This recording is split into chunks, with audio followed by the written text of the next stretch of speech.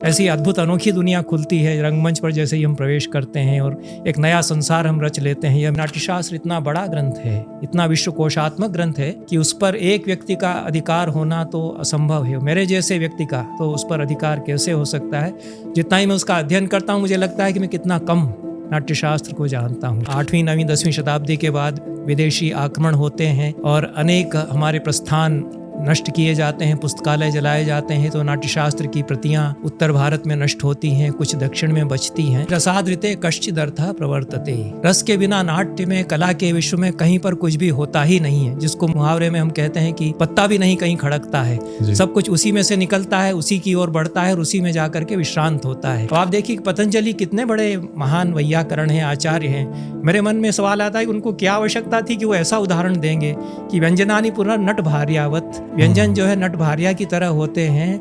व्यंजन के आगे जैसे स्वर आता है तो व्यंजन उसी का हो जाता है। उसी तरह से नट भार्या नाटक के पश्चात वो जाती है और जो दर्शक उससे पूछता है कि तू किसकी है, उसको कह देती कि मैं आपकी हूँ, मैं आपकी हूँ। तो ये महान वैयाकरण ये उदाहरण दे रहे हैं। तो समाज में ऐसी स्थिति आ गई कहीं कहीं कि उन नटों का ऐसा अनादर हो रहे हैं, उनका उपहास कर रहे हैं, स्त्रियों के प्रति ऐसा कर रहे हैं, उससे आनंदित हो रहे हैं। तो स्त्री का अधःपतन नहीं मैं उसको मानूंगा, मैं उस समाज का अधःपतन मानूंगा जो उसको इस प्रकार से विवश करते हैं। उसकी जीविका है तो उसका उपहास आप कर रहे हैं। आपकी मातृभाषा में आप साहित्य यदि लिखेंगे तो किस विषय पर लिखेंगे? नमो वाह। प्रिय दर्शकों, आपका स्वागत है हमारी कोश सत्र श्रृंखला के नवीनतम संधि में। आज हमारे साथ उपस्थित हैं संस्कृत और हिंदी के विश्वविख्यात विद्वान प्राध्यापक आचार्य राधावल्लभ त्रिपाठी जी, और इनसे हम चर्चा कर रहे हैं नाट्यशास्त्र और संबंधित विषयों पर। आचार्य जी, आपका हमारी प्रसारणी पर बहुत बहुत स्वागत है। बहुत बहुत धन्यवाद। तो आचार्य जी, आपका अभी नाट्यशास्त्र पर एक अनुवाद प्रकाशित हुआ है जी। और नाट्यशास्त्र भारत नाट्यशास्त्र की जन्मभूमि है। नाट्यशास्त्र पर अनेक अनुवाद, अनेक टीकाएं रची जा चुकी हैं।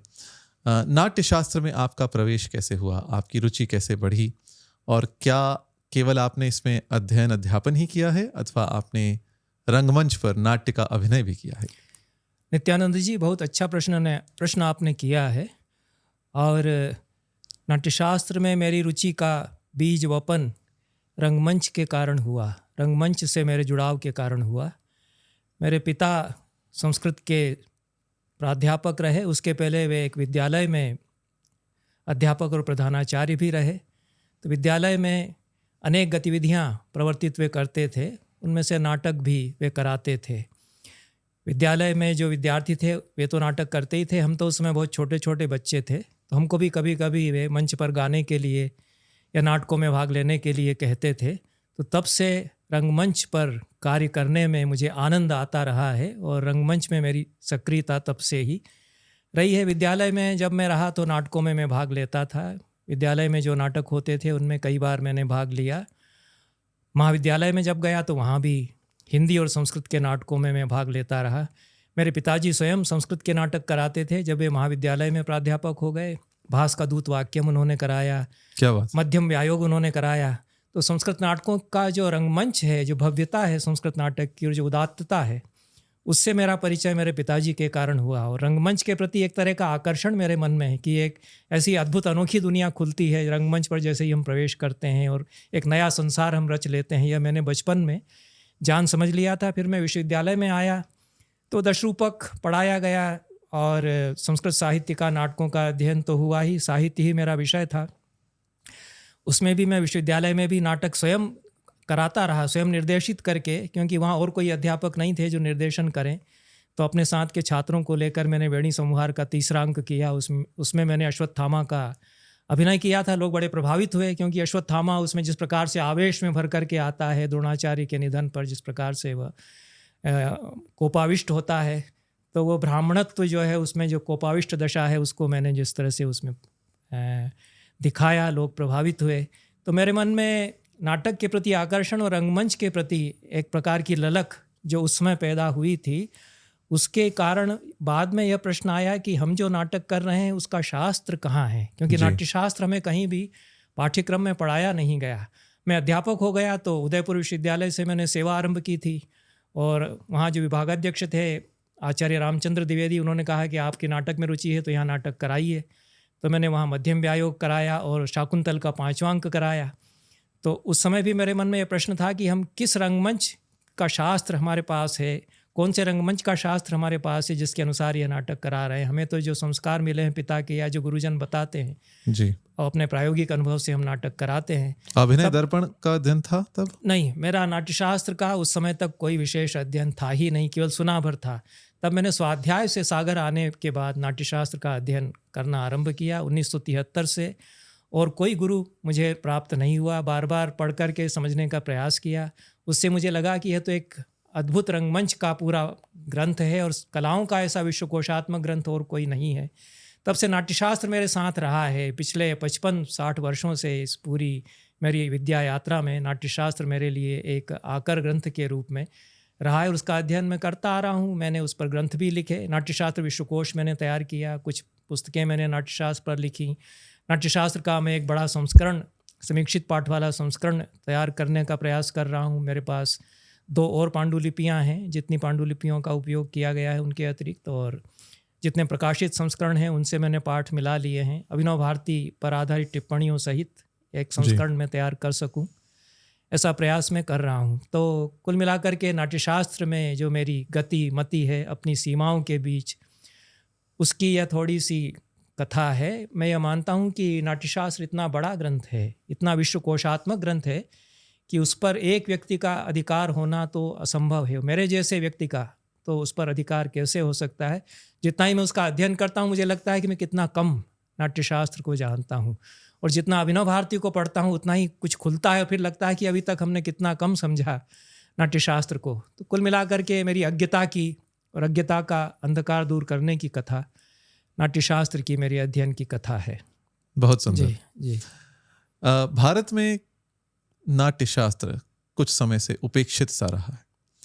यदि हम नाट्यशास्त्र की जो उपलब्ध संस्करण हैं उनमें जो पाठ हैं उनको देखें, जैसे विशेषतः जो छंद अध्याय हैं अथवा संगीत के जो अध्याय हैं उनके पाठ को देखें तो ऐसा लगता है पांडुलिपियों में, मातृकाओं में बहुत त्रुटियां रही थी, बहुत समस्याएं हैं। पर यदि हम संस्कृत नाटकों की परंपरा देखें तो जिस प्रकार से सूत्रधार का प्रवेश होता है नांदी के अंत में, अथवा जिस प्रकार से कुछ पात्र संस्कृत बोलते हैं, कुछ पात्र प्राकृत बोलते हैं, मध्यम व्यायोग आदि नाटक में व्यायोग जो है, तो ऐसा लगता है एक समय भरत का नाट्यशास्त्र आदृत बहुत था इस देश में। तो कैसे हम इस परिस्थिति में पहुंचे जब एक समय तो संस्कृत के इतने नाटक लिखे जाते थे भरत शास्त्र को आधार रखकर। अभिनव गुप्त ने अभिनव भारती जैसी प्रौढ़ टीका लिखी जो आज भी, जैसा आपने कहा, उसमें बहुत कुछ खुला है।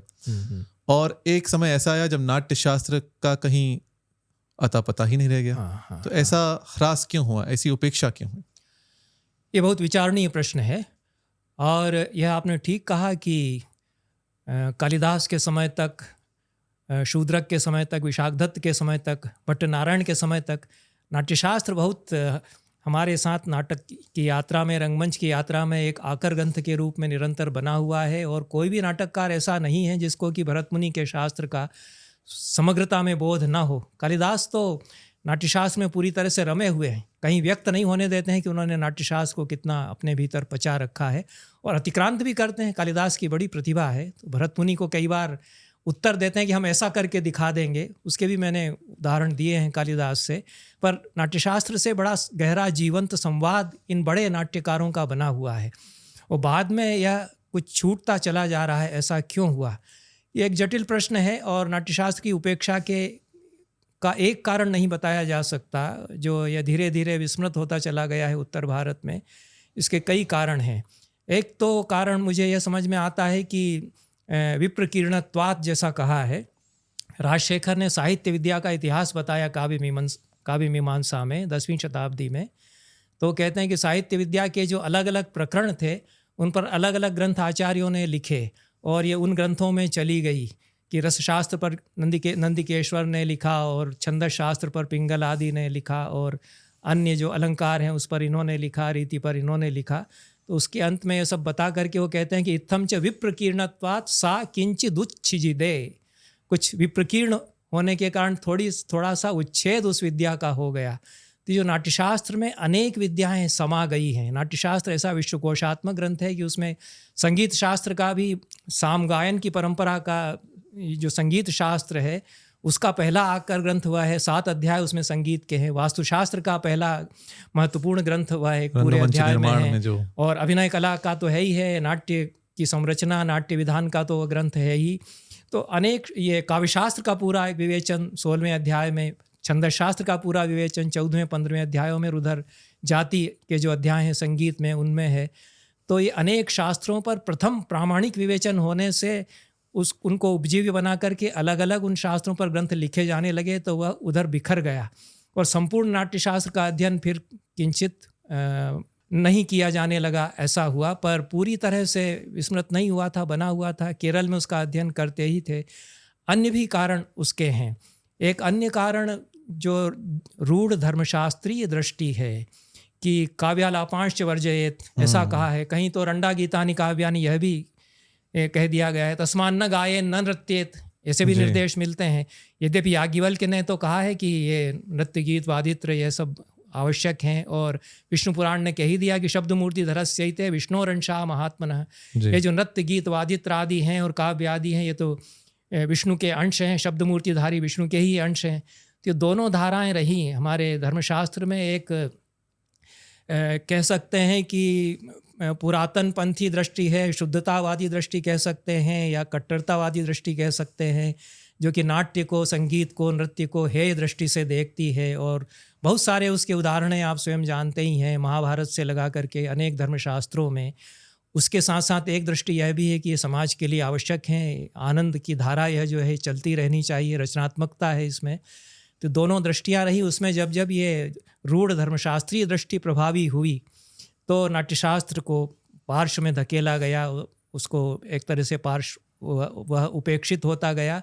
और अन्य कारण भी हो सकते हैं कि हमारे ऊपर 8वीं 9वीं 10वीं शताब्दी के बाद विदेशी आक्रमण होते हैं और अनेक हमारे प्रस्थान नष्ट किए जाते हैं, पुस्तकालय जलाए जाते हैं, तो नाट्यशास्त्र की प्रतियां उत्तर भारत में नष्ट होती हैं, कुछ दक्षिण में बचती हैं। तो ये एक कारण यह भी है। और दूसरा यह भी है कि जो औपनिवेशिक शासन का दौर था उसमें जो हमारी ऐसी जीवंत परंपराएं थीं उनको बहुत दबा करके रखा गया और कुछ ऐसी विद्याओं को सामने रखा गया जिससे यह साबित हो कि भारत एक प्राचीन काल में महान देश रहा है, उसका धर्म और अध्यात्म का चिंतन यहाँ पर है। और जो ये जीवन से जुड़ी हुई अन्य विद्याएं थी, कलाएं थी, चतुष्षष्टि कलाएं थी, और यह जो नाट्य संगीत नृत्य की परंपराएं थी, इनकी उस काल में पूरी जो शिक्षा पद्धति का ढांचा अंग्रेज़ों ने बनाया अपनी शिक्षा पद्धति में, उसको बहुत उपेक्षित किया गया। तो कई कारणों को मिला करके नाट्यशास्त्र हमारे समय तक आते आते बहुत विस्मृत हो गया और उसकी पांडुलिपियाँ भी आसानी से मिलती नहीं थीं। उसका लंबा इतिहास है। अब उस पर कार्य हो रहा है और धीरे धीरे उस पर ध्यान जा रहा है। विशेष रूप से रंगकर्मियों का ध्यान अब गया कि नाट्यशास्त्र का अध्ययन हमको करना चाहिए, और उसके कई पाठ्यक्रम अब आरंभ किए जा रहे हैं कुछ विश्वविद्यालयों में। उसमें मेरा भी प्रयास रहा है कि नाट्यशास्त्र अब हमारे अध्ययन अध्यापन में फिर से स्थापित हो। तो मैं कुछ विश्वविद्यालयों को जानता हूँ जिनमें कि मैंने आग्रह किया कि नाट्यशास्त्र के पाठ्यक्रम आप खोलिए, और वहाँ अब इस पर ध्यान जा रहा है। तो कुल मिलाकर के इतना ही आपके प्रश्न के उत्तर में मैं कह सकता हूँ। धन्यवाद। आशा है नाट्यशास्त्र में आगे और अध्ययन होगा और नए अनुवाद और नई टीकाएं आएंगी। हो रहा है। नाट्यशास्त्र का एक अभिन्न अंग है रस। जी हाँ, जी। और रस जो भरत मुनि का नाट्यशास्त्र है, उसमें जो छठा अध्याय है, जिसे रसाध्याय भी कहते हैं, वह मेरे मत में तो अपने आप में ही एक शास्त्र है। भरत मुनि ने 8 रस गिनाए हैं। अभिनव भारती हम देखें तो अभिनव गुप्त ने नवा रस एक जोड़ा है, शांत रस। आगे हम बढ़ें तो परवर्ती साहित्य शास्त्रियों ने और भी रस जोड़े हैं, जैसे प्रेयो रस और प्रीत रस, भक्ति रस, वात्सल्य रस। आते आते जब हम मध्यकाल में आते हैं, भक्ति रसामृत सिंधु, उसमें हमें 12 रसों की गणना प्राप्त होती है। जी हाँ। तो आपके मत में रस क्या है और रस कितने हैं, और क्या कारण रहा जो प्रामाणिक ग्रंथ हमारा रस का था उसमें 8 ही रस बताए गए, परंतु परवर्ती टीकाकारों को अथवा साहित्य शास्त्रियों को अथवा रस शास्त्रियों को, आलंकारिकों को और रस जोड़ने की आवश्यकता अनुभूत हुई और रस जोड़े गए? हाँ, अच्छा प्रश्न है। और रस क्या है इसके संबंध में तो भरत मुनि ने जो कहा है उसको मैं उद्धृत करूंगा कि नहीं रसाद ऋते कश्चिद अर्थः प्रवर्तते। रस के बिना नाट्य में, कला के विश्व में कहीं पर कुछ भी होता ही नहीं है, जिसको मुहावरे में हम कहते हैं कि पत्ता भी नहीं कहीं खड़कता है, सब कुछ उसी में से निकलता है, उसी की ओर बढ़ता है और उसी में जाकर के विश्रांत होता है। वह परम है नाट्य का, कला के विश्व का, और उसी के लिए उसी से हम आरंभ करते हैं। हमारे भीतर वह है, हमारे संस्कारों में वह है जो सृष्टा है, कवि है, नट है, उसके भीतर संस्कार के रूप में वह है, रचना की ऊर्जा के रूप में वह है, अभिव्यक्त भी वही होता है जो हम अभिव्यक्त करते हैं कविता में, कला में और नाट्य में जो अभिनय करते हैं उसमें भी रस भिदा हुआ है, और अंत में उसी तक हम पहुंचते हैं। इसके लिए उन्होंने बीज और वृक्ष का दृष्टांत भी दिया कि एक बीज है, उसके भीतर भी रस है, उससे अंकुर होता है, वहाँ वृक्ष बनता है, उसमें फल आते हैं, उसमें रस रहता ही है, वो फल से फिर बीज तक पहुँचते हैं। तो रस से आरंभ होकर के रस तक की ही यात्रा, ऐसा सकल नाट्य विश्व में, संपूर्ण कला विश्व में समाया हुआ सूक्ष्माति सूक्ष्म रूप में भी और बृहत रूप में भी रस ही हमको दिखाई पड़ता है। तो परम है, परम गंतव्य, परम प्राप्तव्य है, वह ब्रह्मन है, हम कह सकते हैं। रसो वैसा रसाध्येव खलु रसम ये वायम लब्धो आनंदी भवती, ऐसा कहा है। तो आनंदाध्येव खलिमानी भूतानि जायन्ते आनंदम प्रयन्ति अभिसंविशन्ति, यह जो कहा तैत्तिरीय आदि में, तो वही है, उसी के लिए हम सब कुछ प्रयास कर रहे हैं, हमारा सारा जीवन उसी के लिए है, तो वही रस है। अब चूंकि वो परम है, परम तत्व है एक तरह से, तो उसको कई रूपों में देख सकते हैं। उसके 8 वेद माने या 9 माने या 12 माने, ये अपनी अपनी दृष्टि है, और उसमें मैं अभिनवगुप्त को प्रमाण मानता हूँ। उन्होंने जब इस प्रश्न पर विचार किया कि 8 माने जाएं कि 9 माने जाएं, तो अभिनवगुप्त इतने बड़े आचार्य हैं, वो पोथियों का अध्ययन करते हैं, पुरानी पोथियाँ उनके पास हैं, और वो ये कहते हैं कि कुछ प्राचीन पुस्तकों में अष्टौ नाट्य रसास्मृता यह पाठ है, और कुछ पोथियों में शांताश्च नवनाट्य रसास्मृता, बीभत्साद्भुत शांताश्च नवनाट्य रसास्मृता, रसाध्याय में यह पाठ भी हमारी प्राचीन पोथियों में है। वो कहते हैं हम दोनों का आदर करते हैं। उसका समाधान वे करते हैं कि जब भरत मुनि ने यह कहा कि 8 ही रस हैं, तो 8 रसों का पर्यवसान शांत में होता है, इसको वे तार्किक पद्धति से अपने प्रस्थान के अंतर्गत सिद्ध करते हैं। उनका प्रस्थान तो शैव दर्शन का है। तो 8 रस अंततः किस प्रकार से मोक्ष की प्राप्ति कराने वाले, तत्वज्ञान स्थायी भाव वाले शांत रस में परिवसित होंगे, इसको वे तर्क से बताते हैं। तो मैं उनके मत को स्वीकार करता हूँ कि यदि हम 8 भी माने तब भी शांत रस वहाँ पर पर्यवसान में होता है, उसको अलग से बताने की आवश्यकता उस प्रस्थान में नहीं कही गई। और यदि हम वात्सल्य आदि भोज ने तो प्रक्षोभ रस माना, और अनेक आधुनिक समीक्षकों ने कहा कि रसों में प्रक्षोभ रस को, जिसमें क्रांति का भाव हो, उसको क्यों नहीं माना जाए। कुछ अन्य भी रस प्रस्तावित किए गए, यहाँ तक कि माया रस की अवधारणा आई। वो प्रबल उस पर पूर्व पक्ष के रूप में विचार किया जाता रहा है कि जब शांत रस है, जिसमें निर्वेद या तत्वज्ञान स्थायी भाव है, तो संसार के प्रति आकर्षण, संसार के सौंदर्य के प्रति आकर्षण जिसमें होगा, उसको माया रस क्यों नहीं मानते। और अभिनवगुप्त से लगा करके उन्होंने गर्द स्थायी भाव वाले रस पर विचार किया है। फिर आगे के भानुदत्त ने रसमंजरी में माया रस पर विचार किया। यहाँ तक कि 18वीं शताब्दी में विश्वेश्वर पांडे बड़े साहित्य शास्त्री हैं, उन्होंने कहा कि माया रस की बात की जाती रही है। तो ये युगानुकूल नए नए रसों की उद्भावना की जाती रही है। एक दृष्टि से हम यह भी कह सकते हैं कि मुनिमत का हम सम्मान करते हैं, मुनि ने 8 या 9 रस बताए हैं, तो इनमें इनका अंतर्भाव हो जाता है, उसको हम मान लें। यदि उनके प्रस्थान की दृष्टि से देखते हैं, चैतन्य संप्रदाय में भक्ति रस यदि माना गया, तो उनके संप्रदाय में यदि हम दीक्षित हैं तो वहाँ तो भक्ति रस को महारस मानना ही पड़ेगा, अन्यथा जीवनचर्या कैसे बनेगी। तो हमारा गंतव्य क्या है, हमारा प्रस्थान क्या है, तदनुसार अपने अपने दृष्टि से रुचि नाम वैचित्र्याद ऋजुकुटिल नाना पथजुषाम नृणाम एको गम्यस तुमसी पैसा मर्णव। तो ये रस तक हमको पहुंचना है, उसके लिए कितने माने, किस रस से हम चलें, यह अवान्तर प्रश्न हो जाते हैं। तो मैं इन सभी का आदर करता हूँ, जो वात्सल्य रस मानते हैं, जो यहाँ तक कि प्रक्षोभ रस मानते हैं। आगे चल के आधुनिक काव्य शास्त्रियों ने तो और भी रस के भेद किए हैं, राष्ट्रभक्ति को रस क्यों न मान लिया जाए, ऐसा प्रस्तावित किया है। तो सब अपने अपने दृष्टि से ठीक हैं। और ये जो पारंपरिक मत है, इसकी दृष्टि से हम देखें तो हम अंतर्भाव भी कर सकते हैं। तो हमारी एक दृष्टि यह है कि एक परम सत्य को कई कोणों से देखा जाता है, और रस परम सत्य है नाट्य का। इतना ही मैं कह बहुत सकता सुंदर हूँ बात उसके कही आपने। संबंध में। नृणाम एको गम्यस्त्वमसि जी, पयसा जी, मरणमेव, जो यह शिव महिम्न स्तोत्र में शिव महिम्न स्तोत्र में है, पुष्पदंताचार्य पुष्पदंत के। का जी वचन है। इसको आपने बहुत सुंदर, आपने इसकी संगति बैठाई। जी इस बात का उल्लेख आपने किया था, मैं इस पर कुछ विस्तार में चर्चा करना चाहूँगा।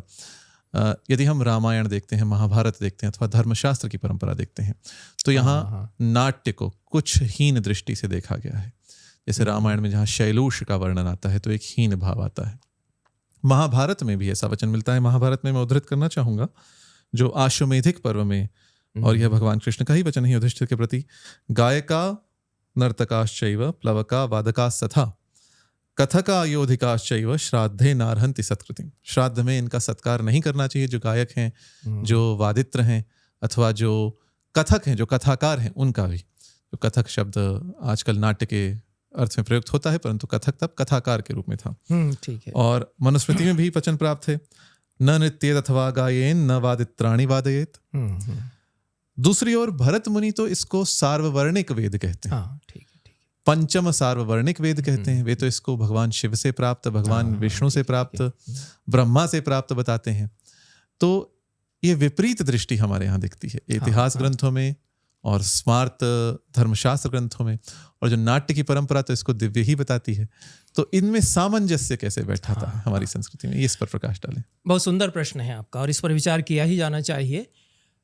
मैंने आपके पिछले प्रश्न के संदर्भ में भी कहा है कि एक कुछ रूढ़िवादी कट्टरपंथी दृष्टि आ जाती है, पर इतिहास ग्रंथों के संबंध में तो मैं पूरी तरह से सहमत आपसे नहीं हूँ, क्योंकि रामायण और महाभारत इतने विश्वकोशात्मक, महाभारत विशेष रूप से इस प्रकार का विश्वकोशात्मक ग्रंथ है कि उसमें कई दृष्टियाँ मिलती हैं।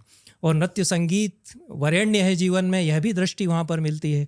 नृत्यम गीतम च कौन्तेय चित्रसेना दवाप्नुहि, वो इंद्र उपदेश देते हैं अर्जुन को कि ये गंधर्व हैं चित्रसेन, इनसे तुम नृत्य गीत संगीत सीख लो, ये बहुत काम आएगा। और अर्जुन तो बड़े आचार्य हो गए फिर नृत्य संगीत के, वो काम आया उनके। तो अनेक नृत्य संगीत के प्रसंग आते हैं और नट नर्तक उपस्थित हो रहे हैं, उनका सत्कार हो रहा है, ये भी प्रसंग महाभारत में आते हैं। रामायण में तो वधू नाटक संघ की चर्चा आती है, तो महिलाओं की मंडली है, वो नाटक कर रही है, उसका आदर किया जा रहा है, भरत के सामने नाटक करके बता रहे हैं। तो नाट्य विद्या चली आ रही है, उसके प्रति एक आदर भाव भी है, यह भी हम रामायण महाभारत में देखते हैं। क्योंकि रामायण महाभारत ये बड़े महाकाव्य हैं और समाज में अनेक दृष्टियां हैं, उनका यथा प्रसंग ये निरूपण करते हैं।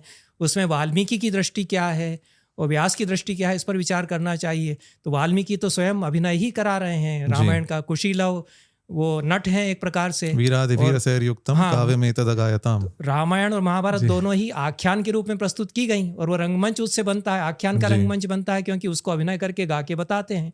तो जिन महाकाव्यों का आरंभ ही रंगमंच के रूप में हुआ हो, उनमें मूलतः दृष्टियाँ नहीं रहेगी। और पुराणों में भी उस प्रकार की ही दृष्टियाँ हैं, कई दृष्टियाँ हैं उनमें, नाटक के प्रति, रंगमंच के प्रति, नाट्यशास्त्र के प्रति।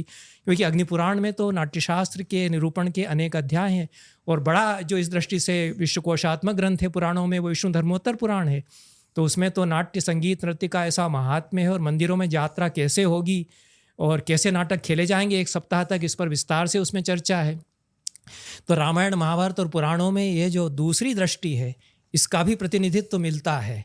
और ये बात सही है कि कई सामाजिक कारणों से, राजनीतिक परिस्थितियों के कारण, विदेशी जो आक्रमण हुए उनके कारण समाज में एक आवश्यकता ऐसी बनती है कि नैतिकता की रक्षा के लिए इन लोगों को अलग रखा जाए, और कहीं कहीं अधपतन भी होता है। अब आप देखिए पतंजलि कितने बड़े महान वैयाकरण हैं, आचार्य हैं। मेरे मन में सवाल आता है कि उनको क्या आवश्यकता थी कि वो ऐसा उदाहरण देंगे कि व्यंजनानि पुनः नट भार्यावत, व्यंजन जो है नट भार्या की तरह होते हैं। व्यंजन के आगे जैसे स्वर आता है तो व्यंजन उसी का हो जाता है। उसी तरह से नट भार्या नाटक के पश्चात वो जाती है, और जो दर्शक उससे पूछता है कि तू किसकी है, उसको कह देती कि मैं आपकी हूँ, मैं आपकी हूँ। तो ये महान वैयाकरण ये उदाहरण दे रहे हैं। तो समाज में ऐसी स्थिति आ गई कहीं कहीं कि उन नटों का ऐसा अनादर हो रहे हैं, उनका उपहास कर रहे हैं, स्त्रियों के प्रति ऐसा कर रहे हैं, उससे आनंदित हो रहे हैं। तो स्त्री का अधपतन नहीं मैं उसको मानूंगा, मैं उस समाज का अधपतन मानूंगा जो उसको इस प्रकार से विवश करते हैं। उसकी जीविका है तो उसका उपहास आप कर रहे हैं। तो ये परिस्थितियाँ जो पुरुष प्रधान समाज है और वर्चस्ववादी समाज है क्षत्रियों का, उसके प्रभाव से भी कहीं कहीं आती हैं। क्योंकि जो कविता और कला की दुनिया है वह आधिपत्य की दुनिया नहीं होती है, वर्चस्व की दुनिया नहीं होती है, वह तो एक सौमनस्य सौहार्द की दुनिया होती है। और जहाँ पौरुष के बल पर आधिपत्यवाद आता है वहाँ इस प्रकार की कलाओं की उपेक्षा कहीं कहीं होने लगती है। हमारे आधुनिक समाज में भी यह हो रहा है, तो यह बहुत चिंतनीय बात है और हमारे प्राचीन काल में भी यह हुआ है। तो इसके कारण कभी कभी ऐसी दृष्टि आती है, और जो धर्मशास्त्र में थोड़ी रूढ़िवादिता आती है उदार पंथ के स्थान पर, उसके कारण भी ऐसा होता है। तो इतना ही मैं इसके संबंध में कह सकता हूँ। जी, आपने पतंजलि का उदाहरण दिया, एक और मुझे उदाहरण स्मरण आया। जी जी। एक कोशों में, संस्कृत कोशों में एक शब्द मिलता है जाया जीव। हाँ, वह नटों के लिए मिलता है। शैलालिनस्तु शैलुषा जाया जीवाह कुशीलवाह, ये जी। अमरकोश में आया है। जी, वो ठीक कह रहे हैं। हाँ। तो हो सकता है उस समय बिल्कुल बिल्कुल। कुछ नटों में ऐसी प्रवृत्ति रही हो जिसके कारण जाया जीव उन्हें कहा गया हो। हाँ। अथवा उस समय पत्नियों को बृहत्तर समाज हो सकता है काम करने के लिए अनुमति न देता हो, परंतु नटों में दी जाती रही हो, इस कारण से ऐसा हो सकता है। हाँ हाँ हाँ, जी, आप बिल्कुल ठीक कह रहे हैं। और पत्नियों को इस रूप में उनसे यदि व्यवसाय कराते हैं, उनकी विवशता भी हो सकती है, क्योंकि पेट पालने के लिए तो कुछ करना ही पड़ेगा। पर ये कोश ग्रंथों में, अमरकोश 9वीं शताब्दी का प्रायः माना जाता है, या विक्रमादित्य के समय अमर सिंह हुए, या माने तो कुछ पहले का हो सकता है। पर उस समय ऐसी स्थिति आ गई थी कि नटों की यह अधपतन की स्थिति हो गई।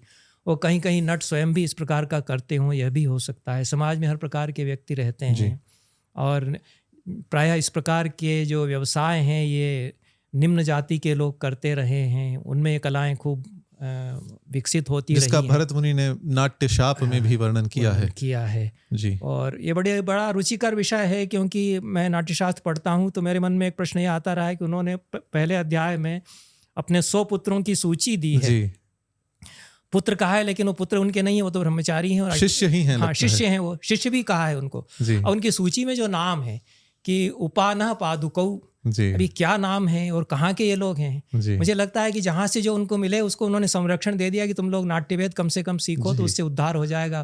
फिर उसको उदात्त वो बनाते हैं वेद के रूप में। यह भी एक प्रयास जारी है कि ये निम्न वर्ग के जो लोग हैं, जो उपेक्षित हैं, जोड़ने का, हाँ, जिसको कि अनप्रिविलेज्ड क्लास कहा जाता है, वंचित श्रेणी के लोग हैं, उनके लिए नाट्य फिर उपाय करता है। और इसीलिए तो सार्ववर्णिक पंचम वेद कहा गया है। तो बड़ी समाज दृष्टि उसके पीछे है। तो ये हर प्रकार की स्थितियां समाज में रही हैं। जी। आपके अध्ययन का एक और विषय रहा है साहित्य शास्त्र। कुछ तो साहित्य शास्त्र नाट्य शास्त्र के अंतर्गत ही आता है, पर अपने आप में भी एक स्वतंत्र शास्त्र के रूप में ख्यात है। पहले काव्य, कोई अच्छा कवि कुछ सुंदर काव्य सुनाता था तो राजा मुद्राओं की वर्षा करते थे, रसिक जन करतल ध्वनि से उसे आह्लादित करते थे। आज न तो मुद्राओं की वर्षा करने वाले राजा हैं, और आज रसिकों की संख्या भी घटती जा रही है। तो संस्कृत काव्य का आज के जीवन में क्या महत्व है, और किस प्रकार इसका संरक्षण हो सकता है? जो धारा हमारी राजाओं के समर्थन से चलती थी, जो रसिकों के समर्थन से चलती थी, आज इन दोनों के समर्थनों के अभाव में ये कैसे आगे बहेगी, आपके मत से ये जानना चाहेंगे। काव्यशास्त्र के संबंध में यदि आप बात करना चाहते हैं कि संस्कृत काव्यशास्त्र का क्या उपयोग हो सकता है आज के समाज के लिए, आधुनिक साहित्य के लिए, तो उस पर तो मैंने विचार किया है। और संस्कृत का जो साहित्य शास्त्र है वह नए साहित्य के लिए विचार्य हो सकता है, उसका विस्तार किया जा सकता है, और जो नए से नए कवि हैं उनका आकलन नए काव्यशास्त्र की दृष्टि से किया जा सकता है। अब यह जो प्रश्न आपका है कि संस्कृत का जो काव्य है और जो नया काव्य लिखा जा रहा है उसका समाज में क्या स्थान होगा, तो यह तो सभी भाषाओं में यह प्रश्न इस समय है कि जो भी कवि कर्म में लगे हुए लोग हैं उनको पार्श्व में पहुंचाया जा रहा है, उनको जैसे मार्जिन के स्थान पर ले जाया जा रहा है। और समाज का जो प्रवाह है वो बाजारवाद के कारण, औद्योगिकीकरण के पश्चात जो समाज बना उसमें साहित्य का, कलाओं का स्थान न्यून होता चला गया है। और इस प्रकार के रचना कर्म के लिए बहुत सम्मानजनक स्थान नहीं रहा है। फिर भी कवि कर्म में लोग लगे रहेंगे, क्योंकि कविता के बिना तो समाज नहीं चलता है, और अंततः लोगों को इसकी आवश्यकता का अनुभव होगा और उसकी ओर लोग देखेंगे। तो हमारे यहाँ जो दृष्टि रही है कि पूरा जीवन ही एक छंद है, सृष्टि एक लय में बंधी हुई है, और जो आधुनिक विश्व है वह उस लय से विच्युत हो गया है, वो विखंडित जीवन जी रहा है।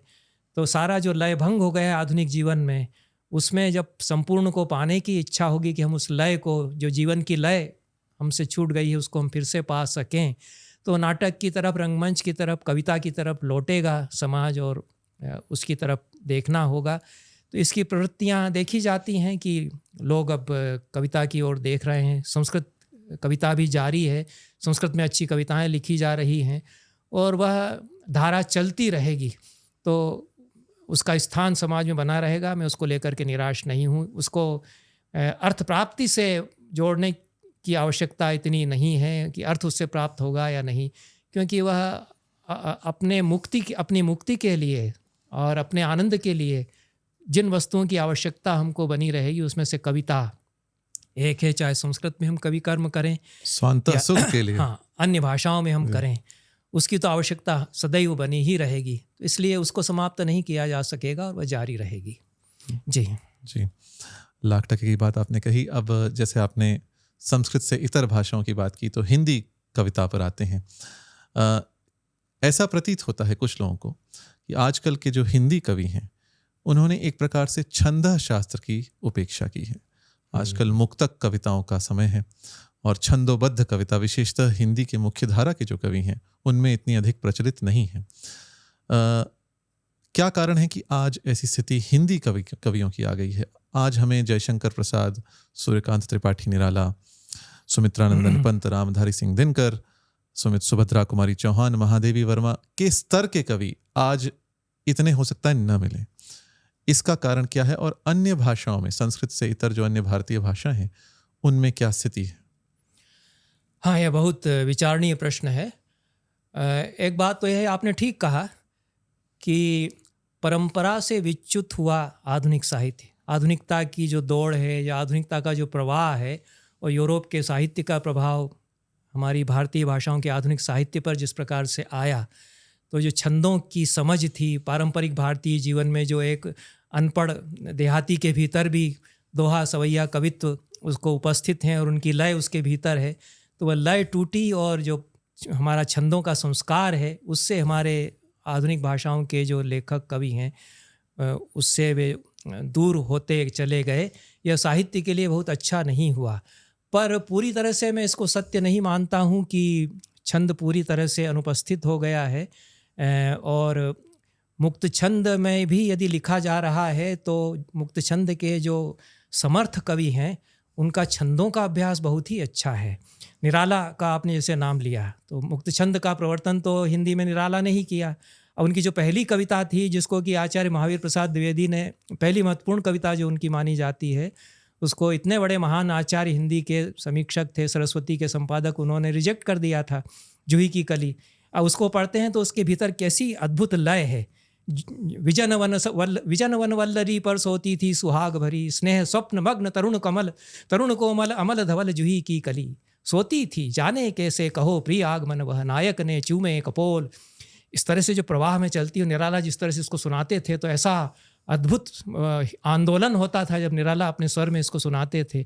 तो मुक्त छंद में छंद भीतर से पिरोया हुआ होगा, अनुपस्थित रहेगा आपाततः, लेकिन छंद तो उसमें रहेगा। तो मुक्त छंद भी बगैर छंद के नहीं हो सकता है। यह समझ करके यदि छंद मुक्त छंद में लिखते हैं तो अनेक बड़े कवियों ने मुक्त छंद में उत्तम कविताएं भी लिखी हैं।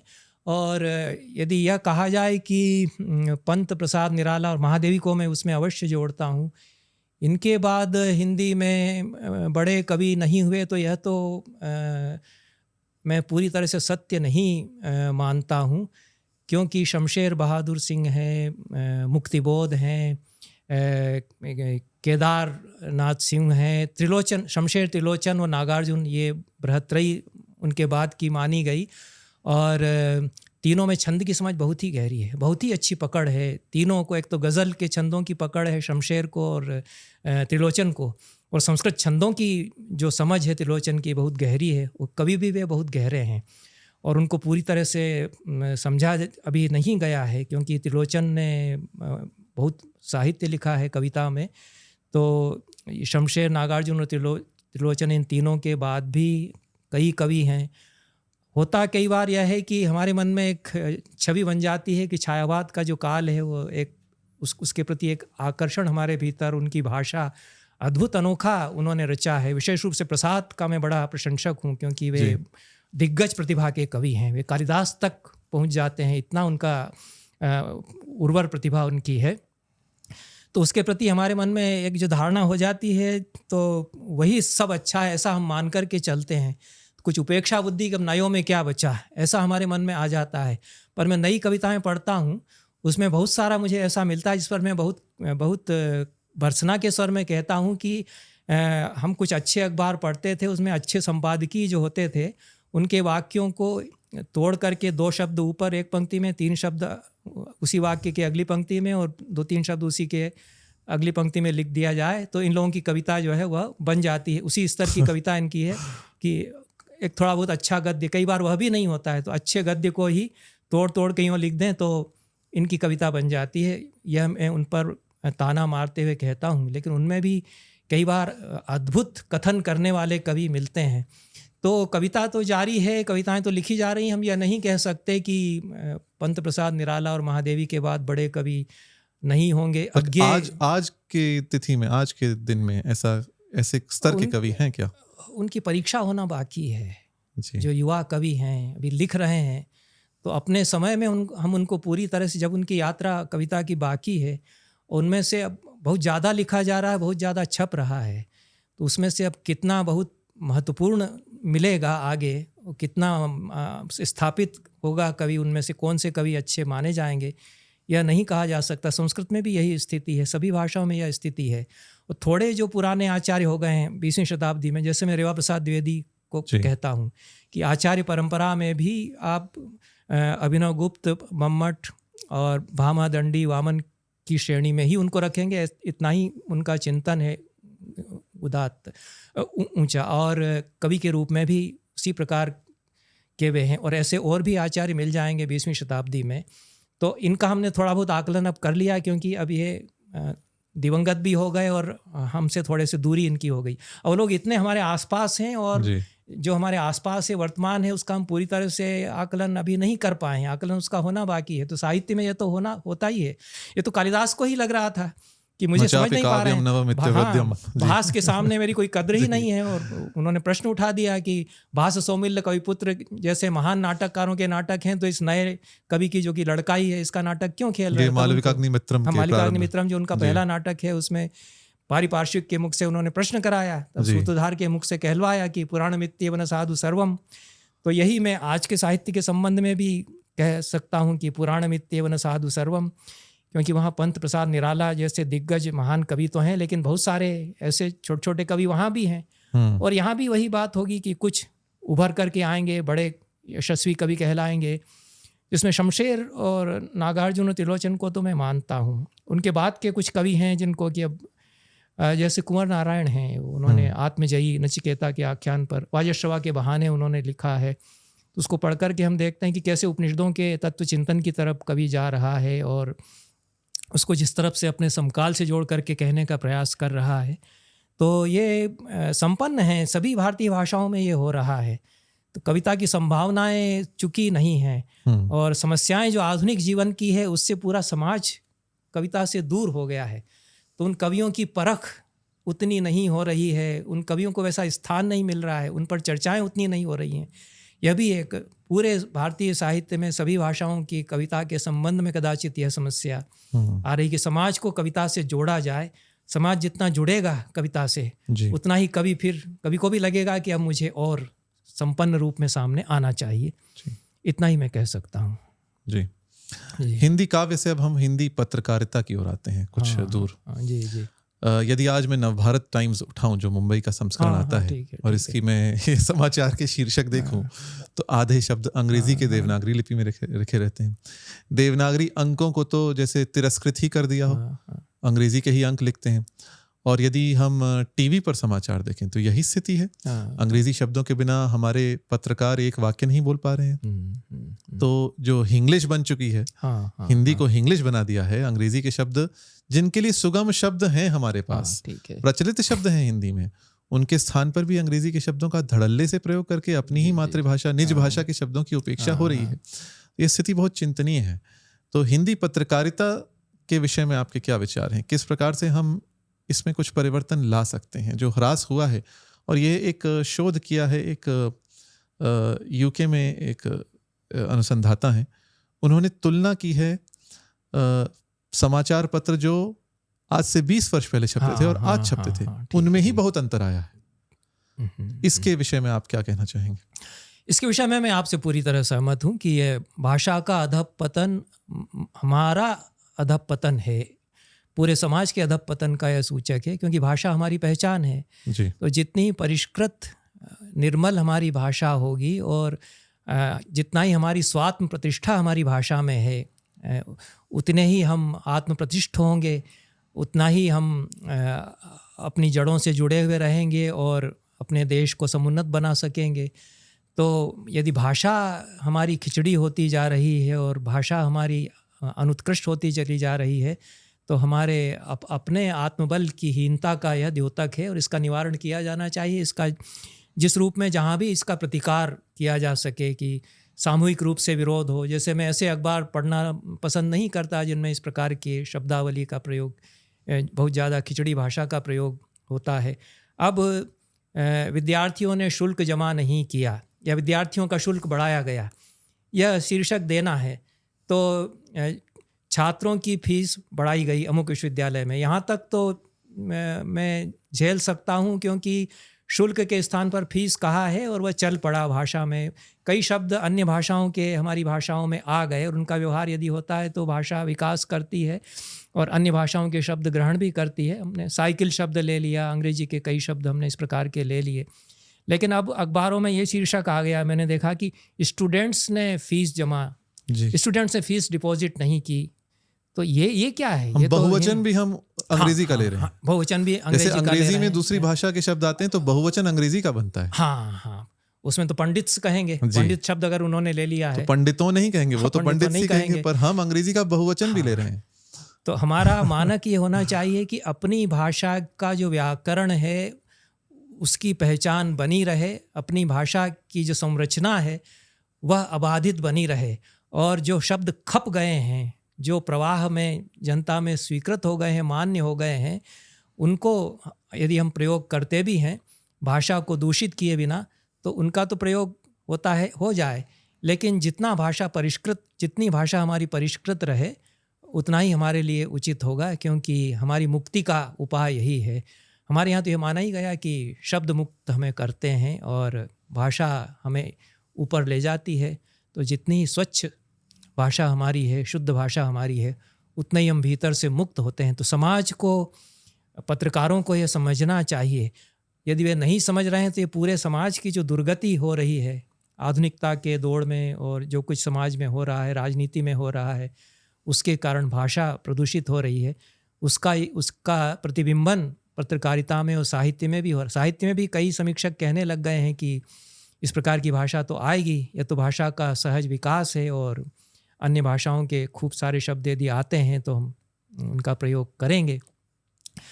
पर इसमें कहीं ना कोई मर्यादा होनी चाहिए, क्योंकि मर्यादाओं का पालन भी उतना ही आवश्यक है विकास के साथ। जी, बहुत सुंदर। इस संवाद को और आगे बढ़ाते हैं। जो संवाद चल रहा है तो इससे वाद पर अब आते हैं। जी। जैसा भगवत गीता में भगवान कहते हैं, अध्यात्म विद्या विद्यानाम वादः प्रवदतामहम्। और यहाँ यदि हम गीता पर टीकाकारों को देखें तो प्रवदताम से उन्होंने वितंडा, जल्प और वाद का ग्रहण किया है। इन सब के मध्य में मैं वाद हूँ। तो वाद भगवान कृष्ण की विभूति है। जी। वाद पर भी आपका कार्य बहुत चर्चित रहा है। आपकी एक पुस्तक आई है, वाद इन थ्योरी एंड प्रैक्टिस। उसका पूरा शीर्षक है studies in debates, dialogues and discussions in Indian intellectual discourses. इस पुस्तक में आपकी दृष्टि और आपका प्रतिपाद्य क्या है वाद के विषय में?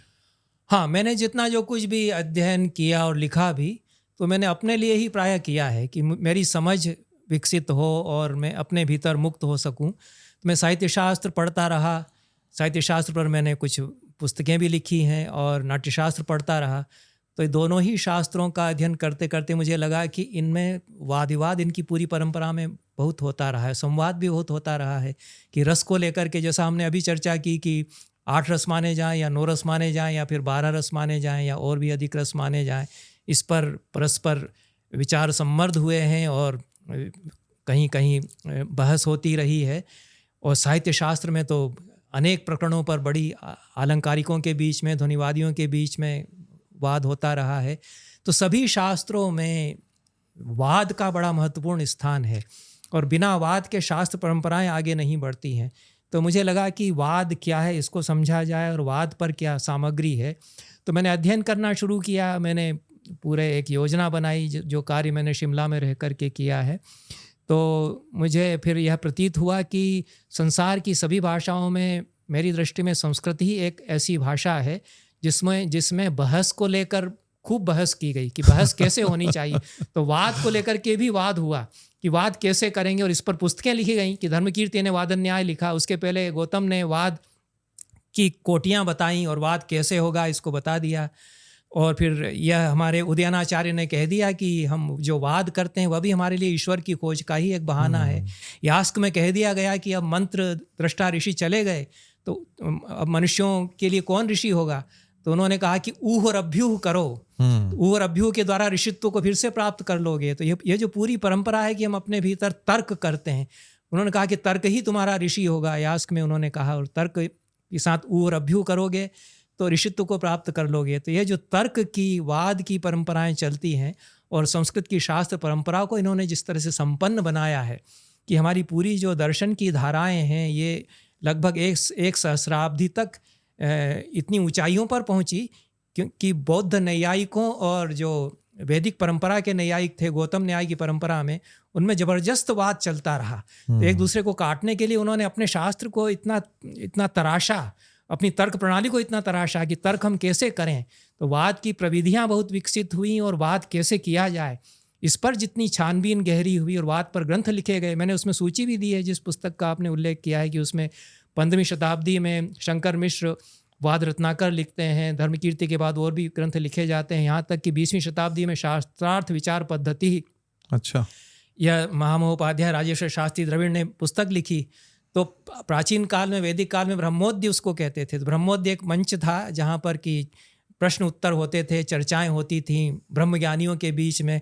फिर गौतम की परंपरा में उसमें कथा के अंतर्गत जल्पवाद और वितंडा, ये 3 कोटियाँ बताई गई। उन्होंने वाद के अर्थ में वहाँ जल्प शब्द का प्रयोग किया है, लेकिन परवर्ती परंपरा में वाद शब्द अधिक प्रचलित हो गया उसके लिए, और वाद कितना आवश्यक है। और यह माना गया कि संवाद जब तक नहीं स्थापित होगा तब तक वाद की सार्थकता नहीं है। तो केवल परस्पर वैमत्य के लिए ही वाद नहीं होना चाहिए, हम कहीं ना कहीं संवाद स्थापित करते हैं। तत्वबुभुत्सा के लिए वाद है, गौतम ने फिर न्याय सूत्र में अपने 4th अध्याय में कहा ही है।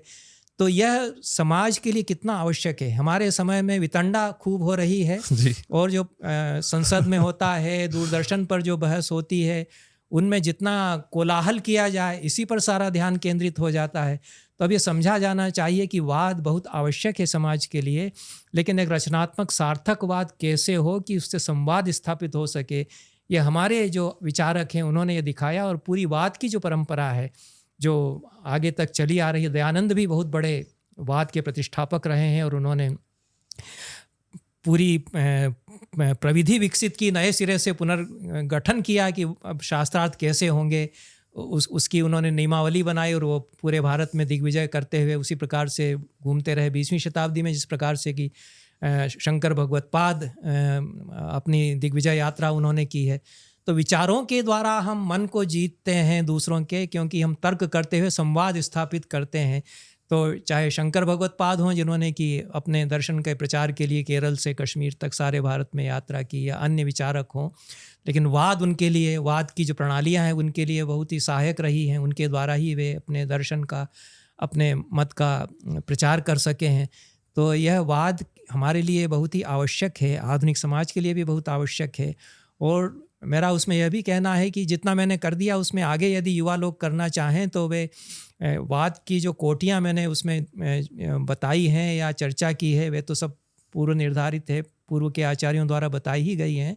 संसद में जो बहुत अच्छे पार्लियामेंटेरियंस रहे हैं, जो अच्छे सांसद रहे हैं, कि लोहिया को माना गया कि वे अच्छे सांसद थे, सोमनाथ चटर्जी, सोमनाथ, आपने ठीक कहा। तो वो किस प्रकार से भाषण देते हैं, जी। उनमें क्या तार्किकता है, और ये जो कहाँ वे छल जाति निग्रह स्थानों का प्रयोग करते हैं, ये भी अनुमत हैं कहीं कहीं अपने मत के स्थापना के लिए, कहाँ वितंडा का प्रयोग करते हैं। जो बहुत अच्छे जो सांसद हैं, उनके भाषणों की इस दृष्टि से उनके भाषणों का विश्लेषण करना चाहिए, और कैसे ये कोटियाँ अभी भी कारगर हैं, कैसे न्यायालयों में जो अधिवक्ता अपने विरोधी को काटने के लिए दलीलें देता है, उसमें वाद की कोटियाँ कैसे लागू होती हैं, कैसे निर्णय पर पहुँचते हैं। साहित्य में जिस प्रकार से वाद होते हैं, और काव्यों में भी वाद हैं, काव्य के भीतर अपने आप में पूरा एक नाटक वाद में चलता है, ऐसे नाटक मिलते हैं। उत्तरामचरित भवभूति का तो एक तरह से इस दृष्टि से वाद ग्रंथ भी बन जाता है कि राम ने सीता को जो वनवास दिया, वो कितना अन्याय किया है राम ने, और राम को कटघरे में एक तरह से खड़े कर देते हैं कई पात्र। वासंती उन पर कहती है कि क्या किया आपने, उस सीता से आप ऐसा ऐसा कह करके प्रेम करते थे। त्वं जीवितम तमसि मे हृदयं द्वितीयं तं कौमुदी नयनयोर्मतं त्वमंगे इत्यादि भी प्रेषतैरनुरुध्य मुग्धाम तामेव शांत मथुआ किमिहोत्तरेण। क्या इसके आगे कहूँ, आपने क्या किया सीता के साथ, ऐसा अभियोग लगाती है।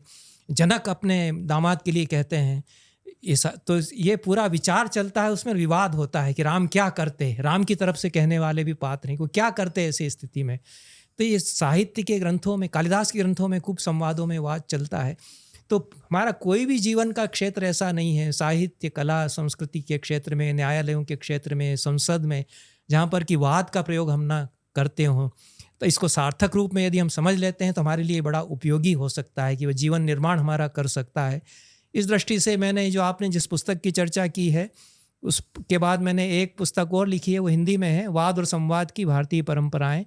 तो उसकी चर्चा कम हुई है क्योंकि लोगों का ध्यान जो इस तरह की बातों पर ज़्यादा ध्यान जाता है कि कैसे वाद विवाद हमारे यहाँ होता रहा है, हम कैसे संवाद स्थापित करते रहे, यह मैं बताऊंगा तो उतना लोग नहीं सुनेंगे। आज के समाज की गति मति ऐसी है। तो मैंने उस पर, मुझे ये आवश्यक लगा कि सारे वाद की जो परंपराएं हैं वे संवाद में परिवर्तित उनको होना चाहिए, यह क्यों हमारे यहाँ बताया गया। और अच्छा संवाद, मैंने फिर कहा कि संवाद पुरुष एक कैटेगरी, एक कोटि हमको मानना चाहिए। और हमारे संवाद पुरुष कौन हैं? जितने बड़े वाद पुरुष हैं वे संवाद पुरुष भी हैं, चाहे वे शंकराचार्य हों या याज्ञवल्क्य हों या अगस्त्य हों, मैंने वैदिक काल से लगा करके। और जितने वाद होते हैं वे संवाद में कैसे परिणत होते हैं, ये हमको समझना चाहिए। तो संवाद शास्त्र और वाद शास्त्र, ये दोनों शास्त्र विकसित किए जाने चाहिए और उन पर विचार होना चाहिए। हमारी शास्त्र परंपरा में कुछ नए शास्त्र अब विचारित होने चाहिए, जैसे अनुवाद शास्त्र है, यह भी आज की स्थितियों में एक नया शास्त्र हमको संस्कृत शास्त्रों से बनाना चाहिए।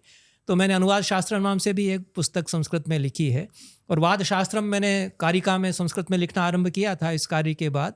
तो ऐसी पुस्तकें अब शास्त्र परंपरा में आनी चाहिए कि आधुनिक समाज के लिए ये शास्त्र अब पृथक रूप से, वाद शास्त्र को हमको एक शास्त्र मानना चाहिए, संवाद शास्त्र को हमको एक शास्त्र मानना चाहिए, और उस पर विचार समाज करे और इनका जीवन में फिर व्यवहार हो, इसकी आवश्यकता को समझा जाए। जी। बहुत सुंदर। आप लब्ध प्रतिष्ठ लेखक हैं, आपने लगभग 200 पुस्तकों की रचना की है।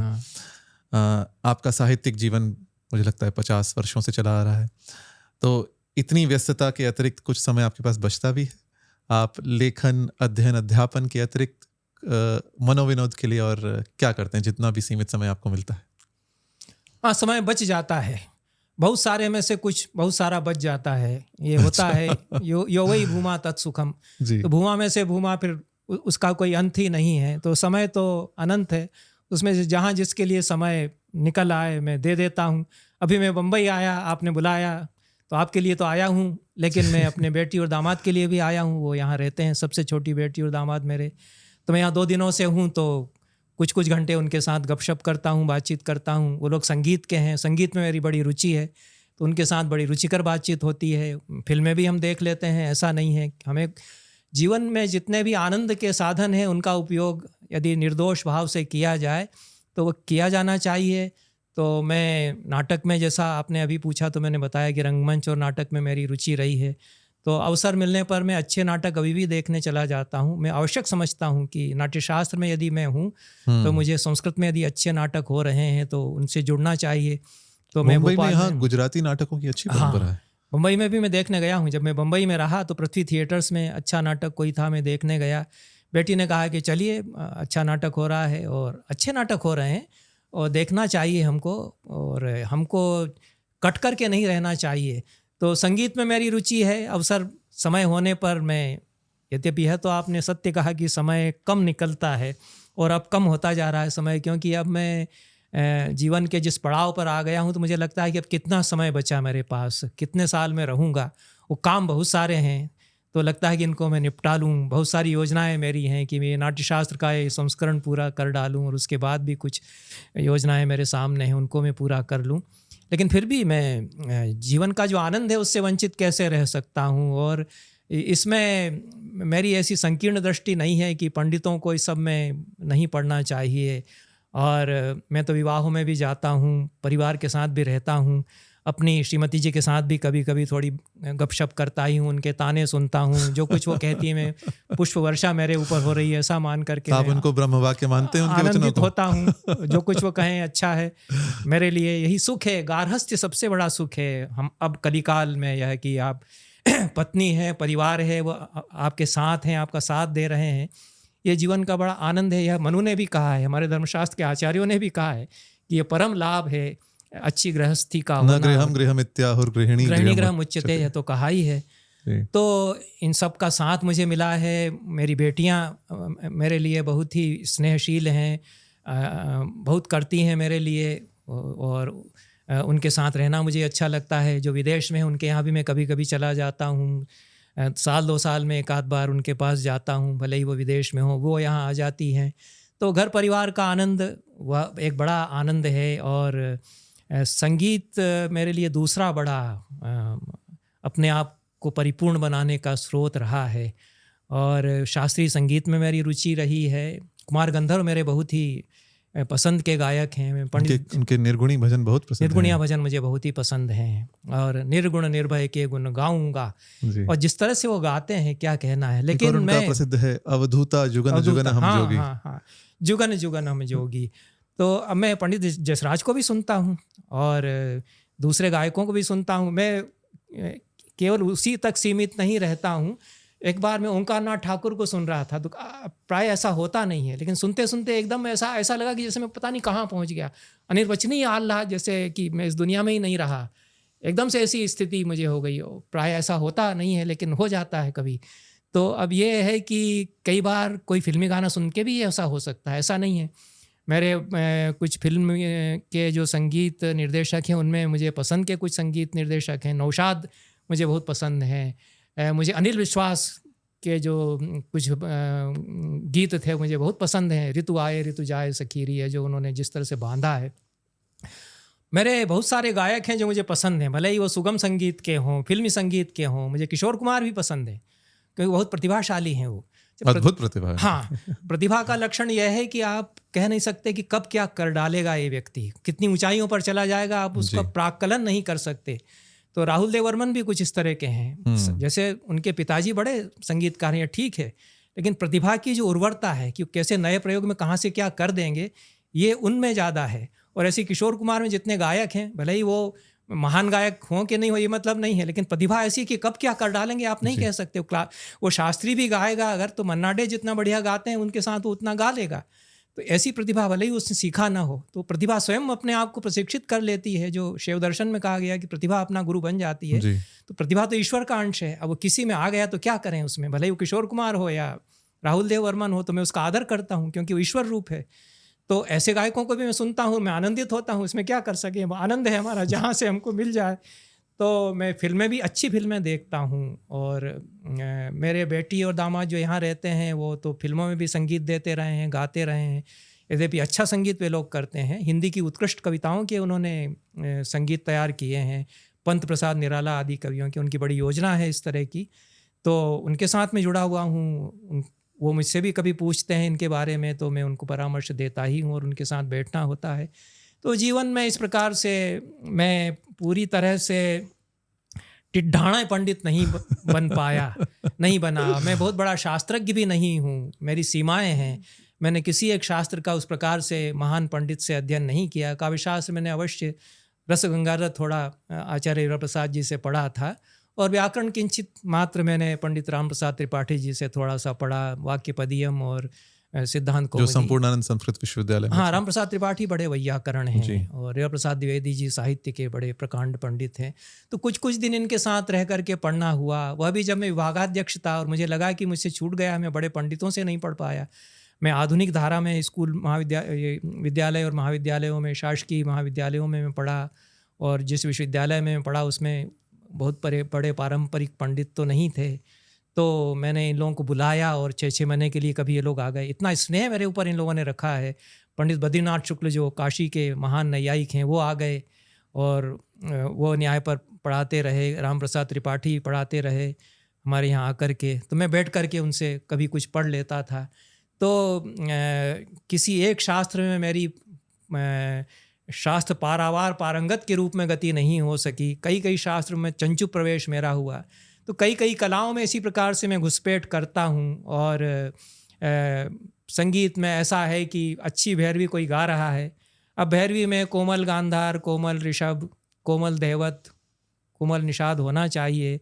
कहीं हो गया है शुद्ध और बढ़िया लय में गा रहा है तो मैं उसमें नहीं मीन मैक नहीं निकालता हूँ। इतना है, मैं रस ले लेता हूँ। 3 प्रकार के समीक्षक या रसिक बताए राजशेखर ने। एक तो मत्सरी होते हैं, फिर सत्रनाभ्यवहारी होते हैं और तत्वाभिनिवेशी होते हैं। तो मैं मत्सरी नहीं हूँ, मैं तत्वाभिनिवेशी भी नहीं हूँ, मैं सत्रनाभ्यवहारी। जो सब कुछ अच्छा, बहुत बढ़िया है ऐसा कह कर के यदि अच्छा लग रहा है तो प्रशंसा करता है।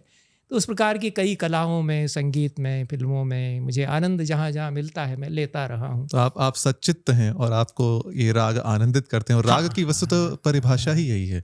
योयम ध्वनि विशेषस्तु स्वर वर्ण विभूषितः रंजकः सच्चित्तानाम सराग कथितो बुधै। तो आनंद की धारा का स्रोत कहाँ से खुल जाए ये हमें पता नहीं है।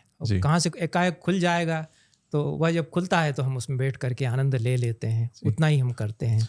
बहुत धन्यवाद। अब आते हैं हम अपने अंतिम त्वरित चक्र पर। हम आपसे 5 प्रश्न पूछेंगे जिनका उत्तर आपको केवल एक शब्द अथवा एक वाक्य में देना होगा। हाँ, परीक्षा आप कर रहे हैं। यक्ष प्रश्न है। हाँ। तो सबसे पहला प्रश्न है, आपका प्रिय रस साहित्य में? मेरा प्रिय रस श्रृंगार रस है। श्रृंगार रस, जो रसों का राजा कहा जाता है। हाँ। अच्छा, दूसरा प्रश्न, भास और कालिदास में से यदि आपको एक को पढ़ना हो और एक ही विकल्प हो तो आप किसे पढ़ेंगे? कालिदास को पढ़ूंगा। कालिदास को। ये भी ऐसा प्रश्न है कि अब ठीक है, रहने दीजिए। ठीक है। हाँ, भास मेरे लिए बहुत बड़े हैं, विनोद के लिए रंगमंच की दृष्टि से कालिदास से बड़े हैं। हाँ, ठीक जी। तीसरा प्रश्न, सूरदास, तुलसीदास और केशवदास में से यदि आपको किसी की रचना पढ़नी हो तो आप किसे चुनेंगे? तुलसीदास को पढ़ूंगा निश्चित रूप से। इसमें कोई प्रतिपत्ति नहीं। अच्छा, आज का चौथा प्रश्न, आपकी मातृभाषा में आप साहित्य यदि लिखेंगे तो किस विषय पर लिखेंगे? मालवी में यदि मैं लिखूंगा तो घर परिवार के बारे में, जिस कस्बे में मैं बचपन में रहा हूँ उसके संबंध में मैं लिखूंगा। और 5वां प्रश्न, आपका प्रिय स्थान भारत में क्या है? इस समय तो उज्जैनी है। महाकाल की नगरी। अद्युज्जैनी निवासः जी। और क्षिप्रावात प्रीतम एवं प्रार्थना चाटुकारः, वह वहाँ पर है। अब इसमें संजोग भी है, कालिदास की भी नगरी है। हाँ, कालिदास की नगरी इसलिए भी प्रिय है। जी। बहुत बहुत धन्यवाद आचार्य जी, आपने हमारी प्रसारणी को अलंकृत किया, आज इतने प्रश्नों के उत्तर दिए। हम फिर चाहेंगे आप एक बार पुनः हमारी प्रसारणी पर आएं और हमसे संवाद करें। आपका पुनः एक बार बहुत बहुत धन्यवाद। नमस्कार। मुझे अच्छा लगा आपके साथ इतनी देर बैठ करके आपसे बातचीत करके। बहुत धन्यवाद आपको। आपके लिए शुभकामनाएं, आप यशस्वी हों। नमस्कार।